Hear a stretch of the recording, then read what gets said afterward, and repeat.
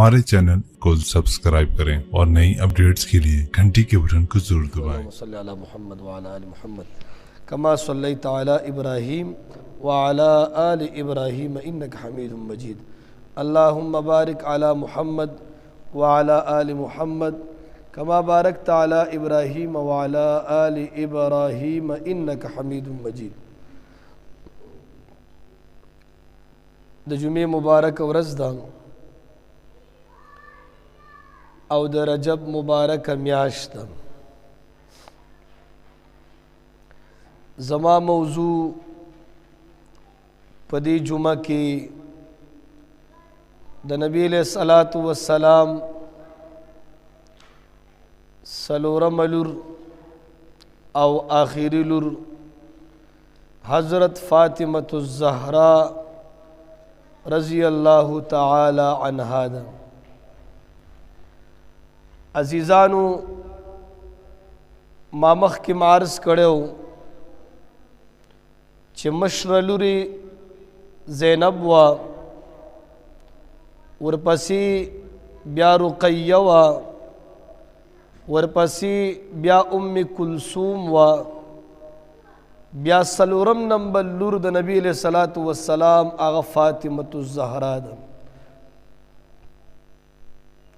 د دې پیدائش باره کې مختلف اقوال دي، خو راجح قول دا دی چې د نبی علیہ الصلوۃ والسلام د نبوت نه یو کال وړاندې لا پیغمبر شوی نو، یو کال وړاندې فاطمة الزهراء رضی اللہ تعالی عنہا دنیا ته راغله. نبی علیہ الصلوۃ والسلام چې کله خبر شو چې زما لور شوې ده، نبی علیہ الصلوۃ والسلام راغلو او د فاطمة الزهراء رضی اللہ تعالی عنہا په خوله کې د خپل لعاب توکاڼې مبارک واچول او نوم یې ورته فاطمه کې خستله. فاطمه دا د فاطم نه ده ویلے کیگی بچ کی دلو تا بندی دلو تا، دا د اور نا د جہنم د اور نا بچا دا. خو نبی علیہ الصلوۃ والسلام باورته د مینې د پاره زهرا ویلے.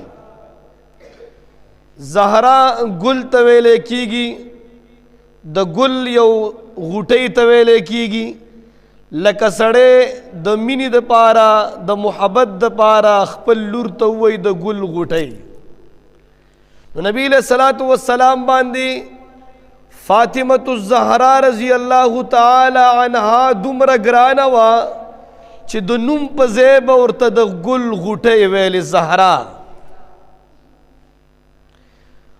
او دا به د نبی علیہ الصلوۃ والسلام سره په شکل و صورت کې بالکل برابر وه. خبری بیم در رسول اللہ مبارک پشانتی کولی، گرزیدل بم داغی پچال کیو،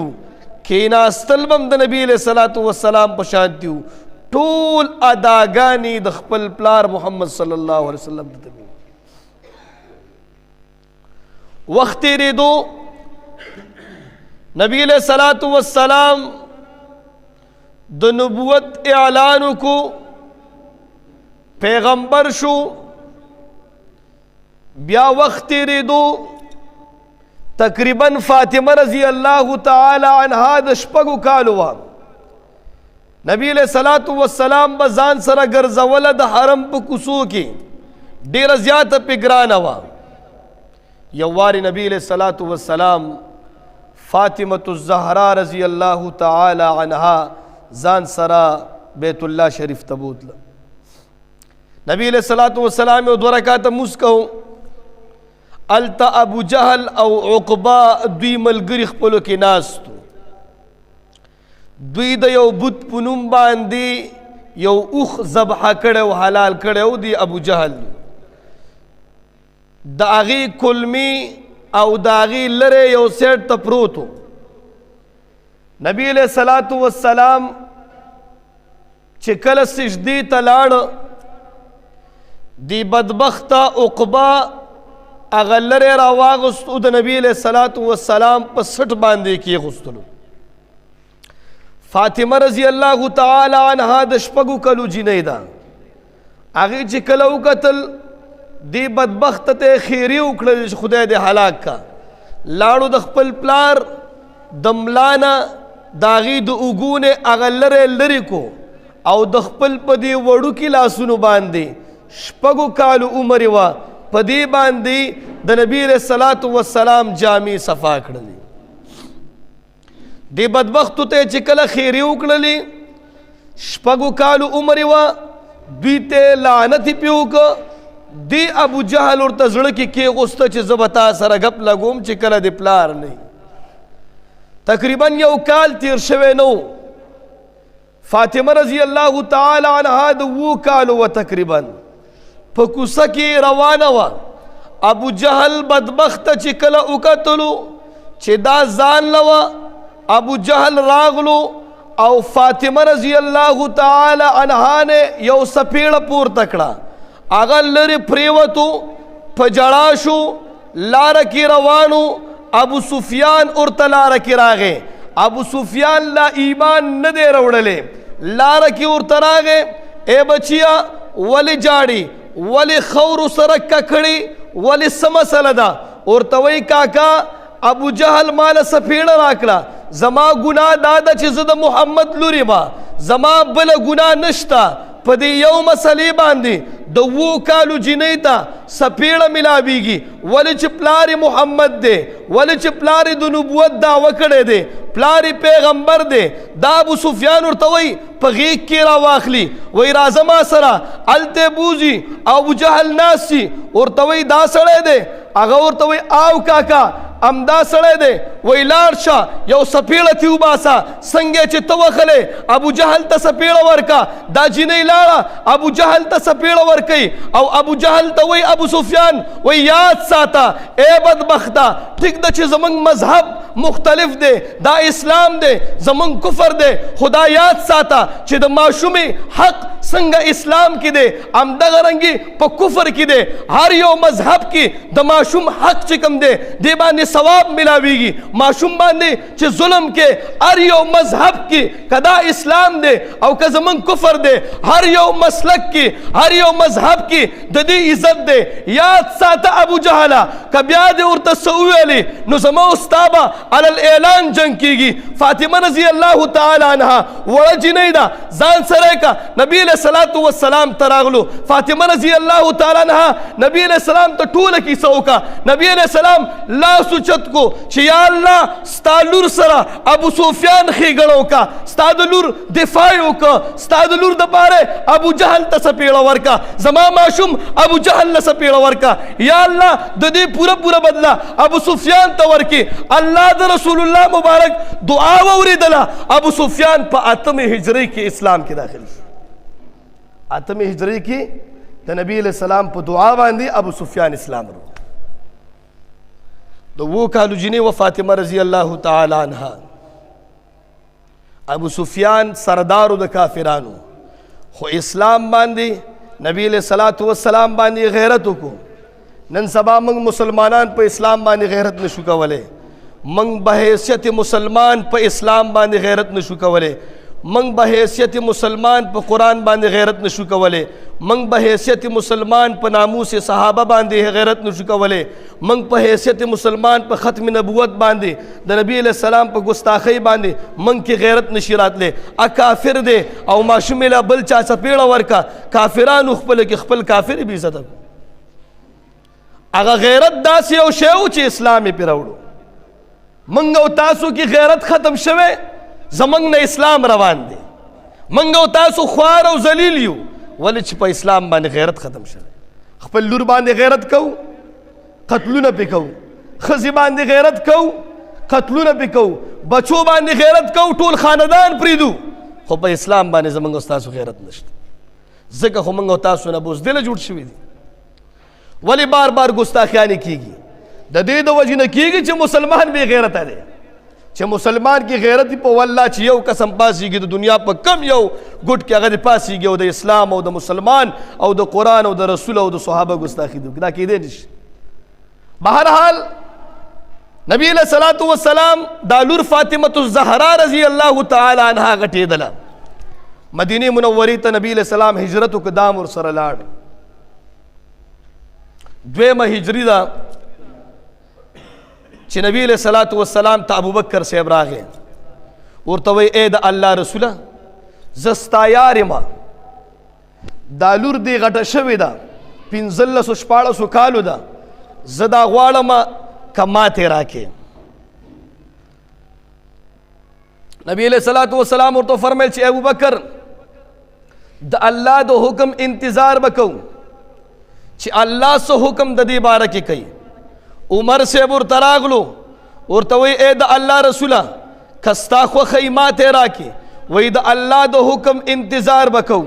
عثمان صاحب ورته راغی، وی اے د الله رسوله که ماته راکې، وی د الله د حکم انتظار وکړو. یو روایت کې راځي علي صاحب ته د دریو صحابه وویله، ابوبکر صاحب، عمر صاحب، سعد بن ابي وقاص رضی الله تعالی عنهم، دوی ورته ویلې چې لاړ شه رسول الله مبارک ته کېنه او دا لور ته وغواړه. یو روایت کې راځي چې خپله نبی علیہ الصلوۃ والسلام ته کېناسته، رسول الله مبارک سره ناستو، حیا یې وه، شرمېدلو، نبی علیہ الصلوۃ والسلام ته خبرې نشو کولی. نبی علیہ السلام چې کله وکتو قربان شم پیغمبرو، ورته وی ولې راغلی دا چپ دی، ورته وی ولې راغلی دا چپ دی، ورته وی فاطمې دپاره خو نه یې راغلی، وی او یا رسول الله فاطمې دپاره راغلی ما، ورته وی ښه، وی څه در سره شته، څه در سره شته؟ هغه ورته وی یا رسول الله هېڅ هم را سره نشته. وی تا ته چې جنګ بدر کې کوم زغره میلو شوې وه هغه در سره شته؟ وی او یا رسول الله هغه شته. وی ښځه لاړ شه هغه خرڅ که، هغه یې خرڅ کو په عثمان باندې، عثمان لاره کې ګوري،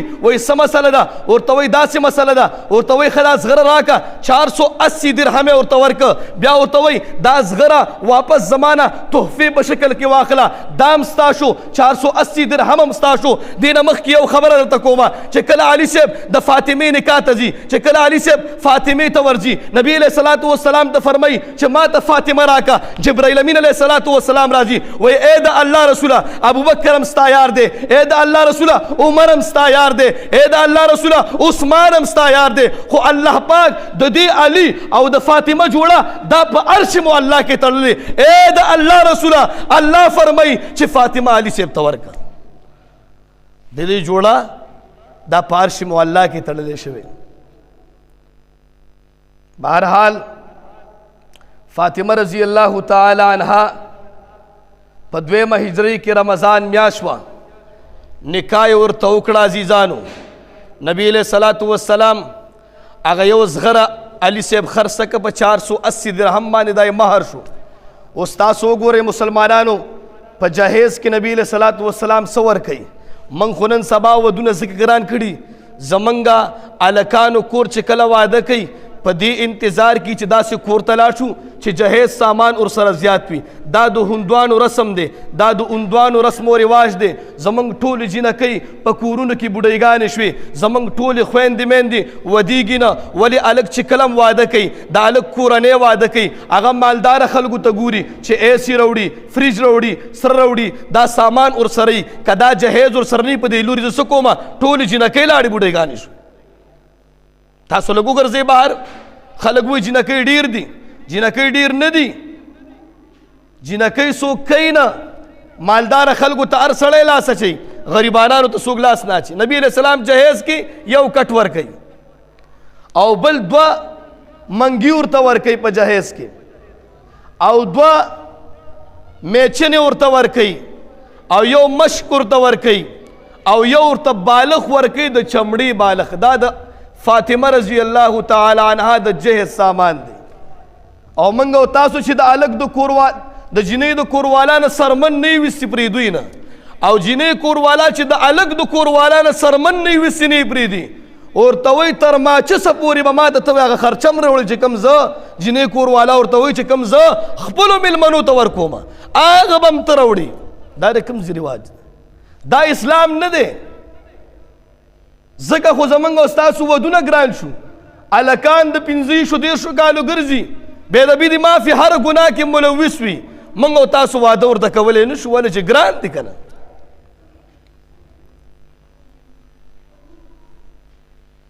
فاطمه رضی الله تعالی عنها جهیز ورته نبی علیہ السلام ورکه. هغه ورته څه ورکوي علي صاحب؟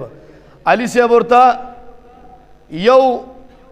صادر دی یمني صادر ورته چا راوړی هغه ورته ورکه او یو درۍ وه د څرمنې درۍ علي صاحب ورته هغه ورکه د دوی نکاح وشوه په 2 هجرۍ کې په رمضان کې نکاح وشوه 9 میاشتې پسې رخصتي وشوله د دوی دواړو کور آباد شو د دوی دواړو خپلو کې ډېره زیاته مینه و عزیزانو ډېره زیاته مینه خپلو کې وه کله ناکله به یو مسله راغله نبی علیه صلات وسلام به ورته حاضرېده دا یاد ساتئ د واده په 2 ورځ باندې رسول الله مبارک لاړه کور ته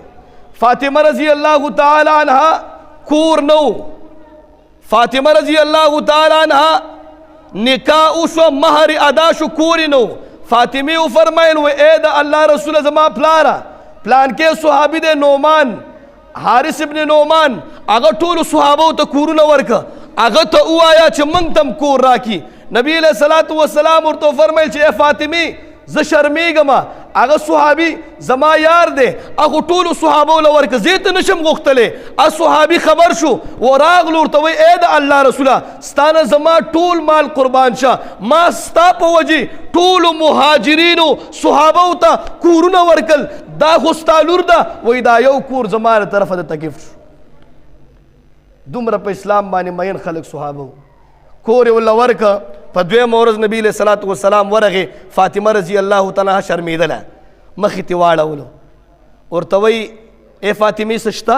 وایي اوبه شته اوبه یې راواغېستل دم یې که د فاطمه رضی الله تعالی عنها په دې زړه باندې داسې ور واچو د علي صاحب وایي الله دې ستاسو په واده کې برکت واچوي موږ او تاسو پښتانه چې کله لور واده کو یو کال دپاره د هغې کور ته نه ځو دا ډېره بده خبره ده و د خدای بنده دا تا چې کړې ده دا ډېره ښه خبره وه وای دا ډېره بده خبره ده کور ته نه ځي پښتانه چې کله جینۍ رخصتي کېږي پلار او مور یې پټ شي ته وایې که چا ته وتښتوله دا کومې کیسې چالو دي پټ شي تاسو معاشره کې خو وخت تېروئ که نه کتلي هم دي او که نه هم دي کتلي پټېږي دې او نبي علیه السلام په 2 ورځ ځي ورته د برکت دعا کوي چې الله دې ستاسو واده کې برکت واچوي یو ورځ فاطمه رضی الله تعالی عنها لږه شانتې خفه وه د علي صاحب نه دا چې کله مینه زیاته وي دې کې لږ زر زر خفګانونه هم راځي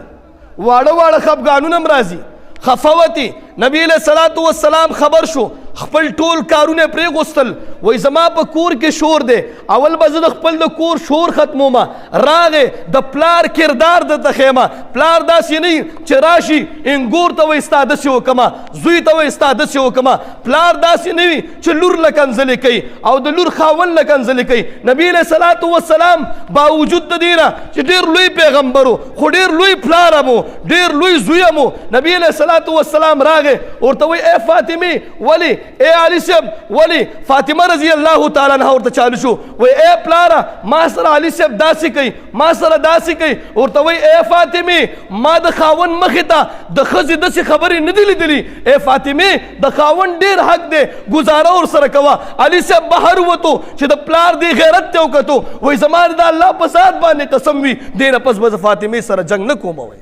چې پلار یې څنګه سړی دی وای معمولی خبره و پلار دا خبر چورته کو هغه ویل دینه پس به بالکل جنگ نه کومه بالکل به شور نه کومه خپل لور په اول په کومه طریقه باندې ده د خپل د لور کور جوړول نن سبا پلاران څه وایي پرېږده وایي داسې ځان طلاقې دی وایي تاله به زه بل خاوند وګورم وایي دا څه شی دی وایي دا څه دوز دی دا پوډري دا ورته نه وایي چې کور دی آباد که خدای د کور ران کا تا چې کوم دی بچي دي دا ورته نه وایي دا څه ځان طلاقې دی وایي دا دله وایي داسې کوي دا داسې کوي دا کیسې نن سبا چالو نبی علیہ الصلوۃ والسلام لور ته وایي ما د خاوند مخې ته د ښځې داسې گفتار داسې خبرې نه دي لیدلي ته څنګه داسې خبرې کې فاطمه رضی الله تعالی عنها ژوند تېرېدلو یو وارې نبی علیہ الصلوۃ والسلام ډېر زیات بیمار و نبی علیہ الصلوۃ والسلام ته فاطمه رضی الله تعالی عنها راغله ورته وایي اے بابا جانا واہ کرب بابا اے زما د بابا غم او اے زما د بابا بیماری نبی علیہ الصلوۃ والسلام ورته ویلې غوږ را دې خوا کا غوږ کې ورته خبره وکړه فاطمه رضی الله تعالی عنها په ژړا شوه بیا چې کله دې خوا شو بیا ورته وایي غوږ را دې خوا کا بیا ولې څه خبره وکړه فاطمه رضی الله تعالی عنها په خندا شوه عائشه بیبي ته تپوس کوي تاله سو ویلې اوس درته نه وایم بیا د مرګ نه پسې ورته ویلې وای اول ځل چې وخت را مخ کې کوم ورته وای په دې بیماری کې به زه وفات کېږم وای زه په جړا شوم دویم ځل لا ته وای چې ای فاطمه اول به ته ما سره ملاویږي وای زه په خندا شوم چې زه ښه دی اول به زه ورځم دومره د نبی علیه صلات وسلام سره محبت او دومره حیاداره وه و یو وارې نبی علیه صلات وسلام ناستو دا ورسره ناسته وه سپوږمۍ راوختله نبی علیه صلات وسلام ورته وایي فاطمې سپوږمۍ ته وګوره دا نه ګوري وایي ای فاطمې سپوږمۍ ته وګوره دا بیا نه ګوري دریم پیره چې تپوس کوي وایي ای د الله رسوله ای زما پلاره په دې وخت کې دې سپوږمۍ ته هر سړی ګوري که زه وګورم زما نظر به د نورو سړو سره ملو شي خیال دې ډېرې خبرې ده دا دلته ناسته ده بهر سړي سپوږمۍ ته ګوري دا دلته ګوري وایي هغه هم ګوري زه هم ګورم زموږ نظر په خپلو کې ملو شي وایي دومره پاک دامنه حالانکې دا ناجایز نه دي دومره پاک دامنۍ سره چې کوم د وخت تېر کړی دی د ده وفات ډېر واقعات دي د نورم خو موږ سره وخت لږي موږ یو څو دانې راواخلو او تاسو ته بیان کړو چې الله دې پرې موږ ته عمل راکړي د وفات واقع اصل کې چې دوی کله مدینې ته هجرت کوه یو کافر مې درته ویلو چې دوی د کجاوي نه رالړه کړي وو دا په هماغه درد کې و بس کله به ښه وه او کله به ښه نه وه چې کله د وفات وخت راځي نبي علیه صلات وسلام دې نه 6 میاشتې مخکې وفات شوی و 6 میاشتې پس فاطمة الزهرا رضی الله تعالی عنها اماغه درد یو اماغه درد د وجې نه کېناستو هغه یو وینځی وی ما ته ویل چې لږ اوبه راته راوړه وی هغه اوبه یې وڅښلې خو ما ته یو خبره وکړه وی دا یاد ساتئ چې زه کله هم وفات شومه زه کله هم دې دنیا نه ځمه زما جنازه به د شپې کوئ او ما ته به د حبشي خلکو په شانتې زما په دې بدن باندې به لرګي اچوئ د هغې د پاسه او بیا څادر اچوئ چې زما بدن خوځېږي نه خلکو ته دا هم نه ښکاري دومره حیاداره وه چې لکه دا اوس دا جنازه روانئ که تا پې هر څه اچولي وي دا بدن خوځېږي که نه وایي چې زما بدن داسې هم نه کېږي د شپې به یې وباسئ او د شپې به په ما باندې اول لرګي ږدئ د لرګو د پاسه به کپړه ږدئ چې زما د بدن خوځېدل او زما د بدن د پاسه کپړه هم خلکو ته ښکاره نه شي 6 میاشتې بس فاطمة الزهرا رضی الله تعالی عنها د دې دنیا نه رحلت وکړو انا لله و انا الیه راجعون علي صاحب د ده سره ډېر زیات محبت و د علي صاحب د ده نه 15 بچي وو دا دې وخت کې چې کوم سادات قوم د سیدان دا د فاطمة الزهرا رضی الله تعالی عنها اولاد ته ویل کېږي اوس خو سیدان ډېر زیات راوتي دي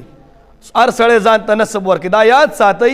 سید هغه اولاد د نبي علیه صلات وسلام نه ویل کېږي چې کوم د فاطمې بیبي نه وي اوس په دې وخت کې سړي ته د خپل نسب معلوم نه وي خو صرف معاشرې کې د خپل عزت د جوړولو دپاره سید ځان سره مخکې ولیکي او ورته وایي موږ سادات قوم یو نو دا 3 بچي وو نارینه او 2 لوڼې وې یو حسن رضی الله تعالی عنه یو حسین رضی الله تعالی عنه او دا ټول نسل د دوی نه شروع دی او یو محسن و په ماشوموالي کې وفات شوی و او 2 لوریانې وې یو لوري چې کوم دی ام کلثوم وه او یو لوري رقیه وه دا یو لوري چې کوم دی بیا عمر صاحب ته ورکړی دی خپل واقعات دي بیا دا د فاطمې رضی الله تعالی عنها د ژوند یو حالاتو چې موږ بیان که الله دې موږ ته د عمل کولو توفیق را نصیب کړي الله دې دوی په زندګۍ باندې زموږ زندګي روانه کړي او زموږ په اعمالو کې دوی حصه وکړي انشاءالله دې پورې به بس کو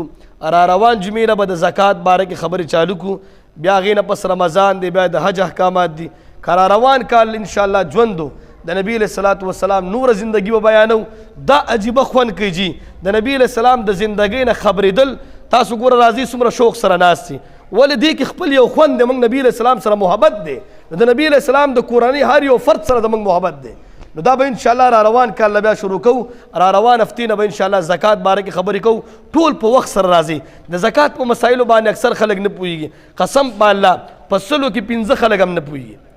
ابل اوس دلته موږ ناسو د امیر صاحب ناسو موږ یو مسله بیانه کړه پاغي کې یو کس دونه علاوه یو هم نه پوهېدل. ما ورته مسله وویله هغوی ایریا چې دا مسله چېرته نوې راغله مارکیټ ته که څنګه لکه موږ دومره د زکات نه ناواقفه خلک یو. هر سړی ورکوي، بعضې خلک تیلې جوړې کړي او به دا وریجې شي او بس غر او برې راغسي. دا زکاتونه نه دي، دا به تا الله په دې رانیسي ته به د خپل د یو روپۍ حساب کې هغې نه پسې چې بیا سمندر ته لاړه کې که څه کې بلې خبرې دي. بیا پهله به حساب صحیح کې. نو دې دپاره کوشش وکړو انشاءالله 3-4 جمعې دي چې دې کې تفصیلا چې کوم دی موږ او تاسو په وخت سره راشو چې مسله پوره وورو او په مسلې باندې پوه شو، د هغې مطابق خپل زکاتونه بیا ادا کړو. الله دې د عمل کولو توفیق رانصیب کړي. واخر دعوانا